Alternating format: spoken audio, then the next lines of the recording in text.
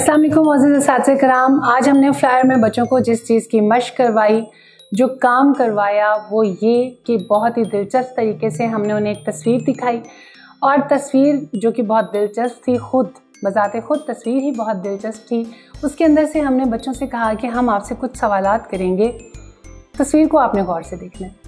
ये तस्वीर तो ये है, इसके अलावा भी आप अपने पास से कोई तस्वीर ला सकते हैं। बच्चों से कह सकते हैं कि कोई तस्वीर लेकर आएँ, उसे बोर्ड के ऊपर लगाएं, क्लास में लगाएं, बड़ा सा चार्ट बनवाएं।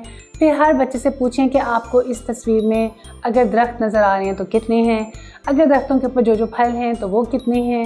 इस तरह से बच्चों की सलाहियतें बढ़ती हैं देखने की।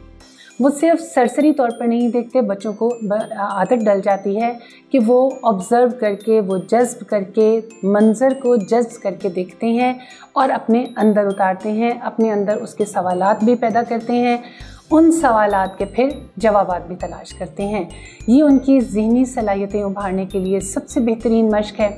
इंशाअल्लाह ताला अगले वीडियो, अगले सबक के साथ फिर आपसे मुलाकात होगी। तब तक के लिए अल्लाह हाफ़िज़।